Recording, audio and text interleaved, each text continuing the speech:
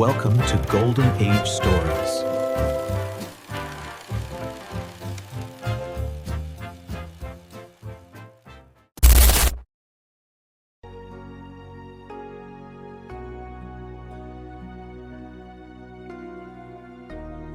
Imagine commanding an audience of thousands without speaking a single word above a whisper. Right, just holding complete silence. Exactly, just holding them there. Yeah. And doing all of that while internally carrying a grief so heavy it would, frankly, crush an ordinary person. Oh, without a doubt. So today, we are taking a deep dive into the life of a woman who did exactly that.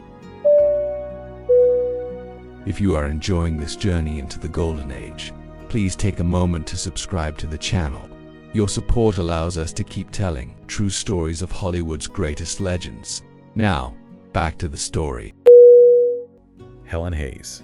A true legend. She really was. I mean, she was barely 5 feet tall, but she cast this shadow that covered the entirety of Broadway for, nearly 80 years? Yeah, about 8 decades. It's staggering. It really is. She was known as the First Lady of the American Theater, an elite EGOT winner, so, she took home the Emmy, the Grammy, the Oscar, and the Tony. Which is incredibly rare. Right. But our mission for you today on this deep dive is to look past all that. Because if you look past the velvet curtains and, the immaculate lighting of that 1950s archival footage we have of her. Yeah, if you really study her eyes in those clips. Exactly. If you study her eyes, you do not see this pristine, untouchable diamond of success. You see an emotional landscape that is profoundly haunting. You really do. You see the physical manifestation of a private, devastating loss. Yeah. Behind the perfect diction and that absolute poise that defined her career, there is this, it's like a vibration. A vibration, yeah, that's a good way to put it. A flicker of something incredibly heavy. Honestly, it is a quiet miracle she could even stand upright under the weight of it. Let alone step into the blinding light of the stage and, completely inhabit another human being. Exactly. And that dignified silence she carried, it's something that we just don't see as often today. So true. And we're going to get into the sources today, which include some deeply moving audio documentary excerpts. To really unpack this, we want to understand the mechanics of her survival. Because it wasn't just about winning awards. No, not at all. It's an exploration of a woman of immense substance. We want to figure out how an unbearable personal burden transforms someone from a master of flawless technique into a visionary vessel of human truth. And to understand the depth of the sorrow that would later define her, we kind of have to start at the very beginning. Right. A childhood that, frankly, lacked the fundamental elements of actually being a child. Oh, complete. She was born in 1900, so she's a Victorian child entering this brand new century. But her experience was entirely unique. By the age of 5, she was already on the payroll. Which is just wild to think about. Placing a 5-year-old in the professional theater ecosystem of 1905 is a staggering mechanical reality. Yeah, paint a picture of that for us, because it wasn't glamorous. Not at all. The theater at the turn of the century was not this nurturing, creative environment. It was an industrial machine. Right. We are talking about literal gaslighting that burned the oxygen right out of the room, heavy, suffocating wool costumes. Sounds awful. And grueling rehearsal schedules, not to mention the rigid hierarchy of these adult acting companies. And then you have Helen's mother, Catherine. Right, Catherine. She was an aspiring actress who never quite secured her own footing, so she channeled all of that unfulfilled hunger and her intense work ethic directly into her daughter. Well, I'm actually going to push back just a bit on that classic thwarted stage mother narrative the sources sometimes lean into. Ooh, go ahead. I just wonder if it wasn't necessarily blind ambition on Catherine's part, but more of a genuine, maybe misplaced belief in the sheer dignity of hard work. That's a really fair point. Because the family had very strong roots in a working class ethos. So maybe Catherine thought she was equipping Helen with, the ultimate survival tool in life, which is discipline. Discipline, right? I like that framing. The distinction between raw ambition and a working-class survival ethos is crucial. It really changes how we view Helen's foundation. Exactly. And she became known as the Brownie. She was this highly trained child professional who learned to hit her stage marks, understand blocking, and project her voice before she could even properly tie her shoes. Yeah, but regardless of the intent behind it, the psychological outcome for a child in that situation is so complex. Definitely. Because if we look at the mechanics of human development, those early years for Helen completely lacked The messy, unscripted freedom that kids need to build an independent sense of self. Yeah, childhood's supposed to be a private laboratory. Exactly. You make mistakes, you throw tantrums. You discover the world without an audience. Right. But for Helen, emotion wasn't something naturally felt. It was meticulously practiced. She would stand in front of a mirror. Yes. She would configure her facial muscles to simulate joy or sorrow or surprise until the director approved.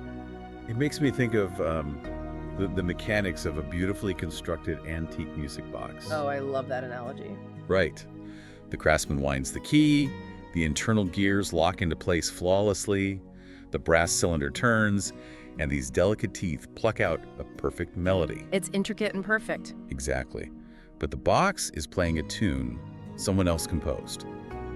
It's flawless execution, but zero original voice. And Helen was navigating these massive egos of the early 20th century theater scene, feeling, I think her own words were like a shrimp among whales. The shrimp among whales, yeah. She was perpetually the hard worker, the one who never missed a line, the gears turning exactly as designed. But if you spend your entire formative youth observing others, just to mimic them, how do you ever figure out who you really are? Well, you don't. Not immediately, at least. But what happens instead is that you become a quiet, clinical expert in the human heart. Okay, say more about that. So picture her standing in the wings, a tiny child, just watching adult actors portray profound betrayal, passionate love, deep grief, night after night after night. She's studying them. Exactly. She was studying the literal mechanics of emotion, learning how a shift in posture signals defeat or how a change in breath conveys panic. So she learned the rhythms of human pain intellectually. Yes. She was compiling a vast mental library of the human condition long before she had the life experience to actually feel those things herself. Wow, so she was absorbing the world while remaining safely insulated from it. Precisely. It was a period of profound search for meaning, really, just operating under the heavy expectations of her family's work ethic. Shielded by the script? Yes. But that entirely rehearsed existence finally shattered. Right, in the 1920s. Yeah, when she encountered someone who completely embodied the unrehearsed, chaotic beauty of the real world. Charles MacArthur. Charles MacArthur, he was this restless soul of the literary scene, a visionary playwright. Someone who absolutely did not operate by the rigid, structured rules of Helen's theatrical universe. Not at all. And the story of their meeting is just pure Hollywood legend. It's so famous. It really is. They're at a party. He hands her a bowl of peanuts, and he says, I wish they were emeralds. I wish they were emeralds. I mean, what a line. It's a disarming line precisely because it breaks the script. Helen had spent her whole life upholding this very specific image. The disciplined, dedicated professional. Right, curated by the theater establishment. Charles represented a life outside of that carefully constructed box. He represented genuine, spontaneous feeling. I hear the romance in that, I do. But I'm not entirely convinced she was just swept off her feet by a clever line. No. No, I think she was actively looking for an exit strategy from the music box. I see what you mean. Charles wasn't just charming. He was the catalyst for an internal rebellion she was already staging. She was ready for a new path. Exactly. She was ready to step out of the theater shadow and forge an authentic identity. And that search for authenticity really culminated a few years later in 1930. When they welcomed a daughter, Mary. Yes. And the press dubbed her the act of God baby. Which is such an intense label. It speaks volumes about how the public viewed Helen's persona, doesn't it? It was as if this perfectly controlled, almost mechanical actress had finally been touched by something entirely beyond human planning. Mary's birth became the true anchor of Helen's life. Absolutely. Because for the first time in 30 years, Helen wasn't simulating emotion. She was experiencing genuine, unscripted, motherly love. The mechanics of her daily life shifted. It went from rehearsal schedules to the unpredictable, vibrant reality of raising a child. She sought to give Mary the warmth and the freedom that she herself had been completely denied as a child worker. Which shows incredible character. It does. The focus shifted entirely. Mary was a luminous spirit, and through her, Helen finally felt safe. She stepped out of the cold, artificial light of the stage and into the warm, golden light of a real home. It was a profound shift in identity. Motherhood became the defining truth of her life. And having a child changes an actor's literal relationship with their own body and emotion. How so? Well, when you are a child star, you are insulated. Your emotional life is theoretical. But as a mother, your heart is suddenly walking around outside of your body. Oh, that's so true. You are vulnerable in a way that no acting technique can prepare you for. You're finally the author of your own life story, but you are also terrified of how that story might end. Which introduces a really cruel paradox. The very thing that finally made Helen feel whole and anchored is exactly what set the stage for a trial of unimaginable weight. Yeah.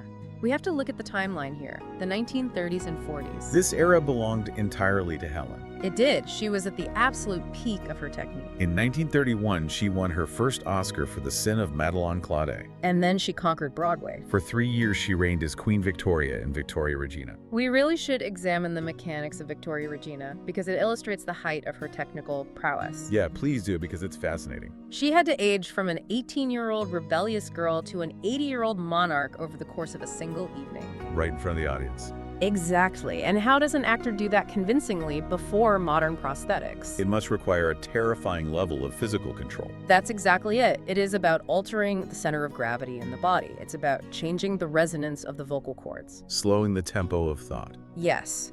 Shifting the actual skeletal posture to simulate the weight of decades. Audiences just marveled at her ability to command a room and convey a lifetime of experience just through, the subtle drop of her shoulder or the cadence of her breath. But while she was executing this nightly technical miracle, her real life was centering around Mary. Right, Mary was growing up. Following in her mother's footsteps, actually. Preparing for her own Broadway debut at 19. It was a perfect circle of family and professional dignity. It was. But if you dig into the theatrical critiques from that exact period, Yeah. and the sources touch on this, you start to notice a very specific, almost eerie pattern. Yeah, critics began noting a new layer creeping into Helen's A performances. subtle hesitation. A vulnerability that wasn't written into the script. They noted a specific way she would look off stage. She had this gaze, as if she were searching for something she was absolutely terrified to lose. I have always thought of it like standing on a breathtaking mountaintop. Okay, I'm listening. You spend your whole life climbing, following the map, placing your hands and feet exactly where you were taught. You reach the summit, the view is magnificent, but for the very first time, you are acutely aware of the drop.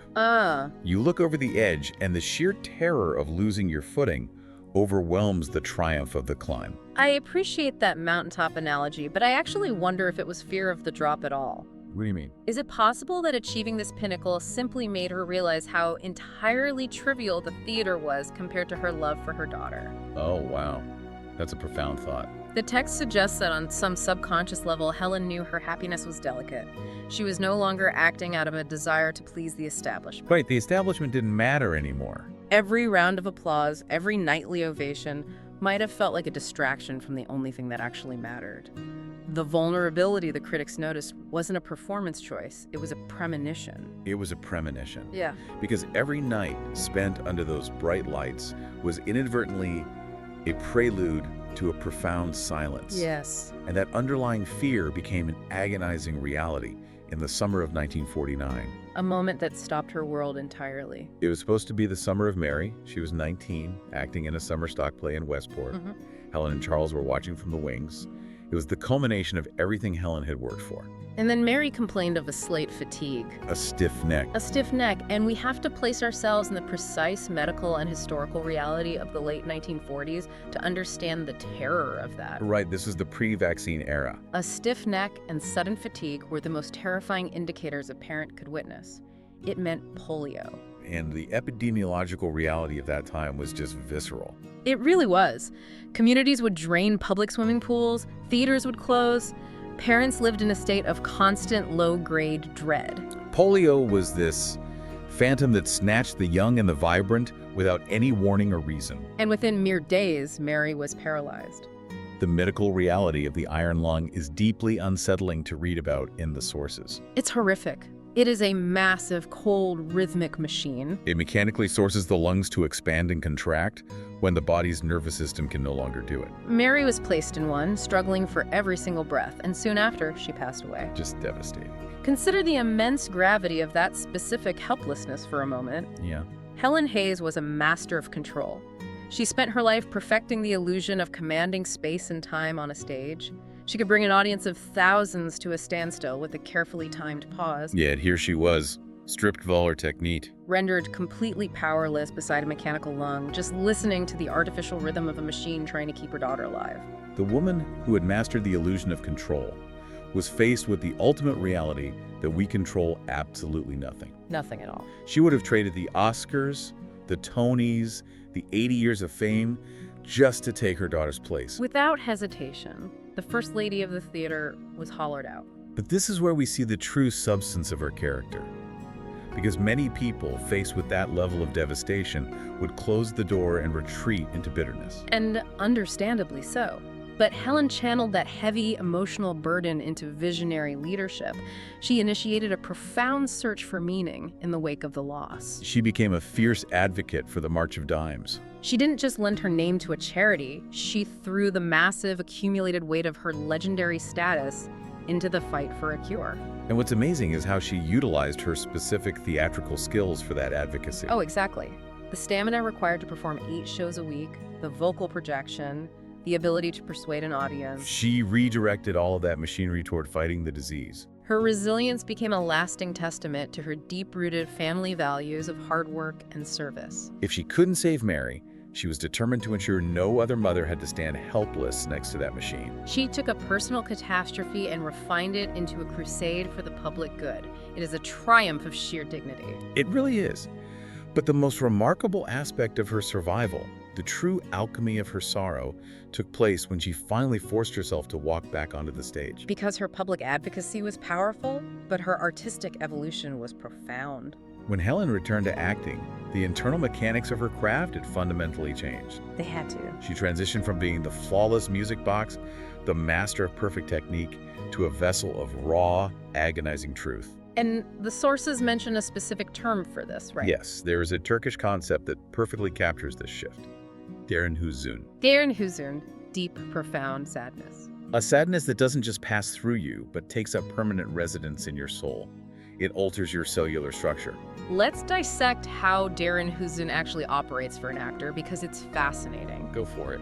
Before Mary, Helen rehearsed sorrow. She pulled from that mental library she built as a child observing others. Right. She used breath control and muscle memory to simulate grief. But after Mary, she owned the grief. The sorrow was no longer observed, it was lived. Critics actually began describing her performances as haunting. The timbre of her voice changed. The way she held silence on stage became heavy. When she looked into the distance during a scene, she wasn't focusing on a prop or hitting a sightline anymore. She was looking into the void where her daughter used to be. It is the ultimate paradox of art and pain. Technique is just the crutch we use until life forces us to be utterly, devastatingly real. Every tear she shed under the stage lights was real. Every portrayal of heartbreak was a direct echo of that cold hospital room in 1949. I want to pause on that idea of technique as a crutch for a second. Sure. Do you think acting out that trauma nightly delayed her healing, or was it the very mechanism that allowed her to survive? That's a tough question. Because by stripping away everything that was merely theatrical, she wasn't just performing anymore, she was standing on the edge of a cliff, inviting the audience to look down into the darkness with her. I think it was her survival mechanism. I really do. She provided a cathartic sanctuary for people. A sanctuary. Just imagine sitting in the dark theater as a mother who had also lost a child, or simply as a human being carrying a nameless, heavy grief. Right. You were watching a master alchemize unbearable pain into a universal truth. She spoke directly to the soul of humanity, taking her broken pieces and building a home for everyone else who was hurting. This profound ability to refine a mother's nightmare into empathetic artistry really became the foundation of her enduring legacy. Which brings us to the challenge she faced for the rest of her life. How do you sustain a career and a life for another 4 decades when your primary internal motivation is a ghost? And she lived to be 92 years old. She carried the weight of Mary's absence for 44 years. Almost half a century of waking up in a world where her daughter's voice was only a memory. It's hard to even fathom. Yeah. But her guiding principle became, and this is a quote, "If you rest, you rust." If you rest, you rust. I love that. She continued to work tirelessly. She even won a second Oscar for her role in Airport.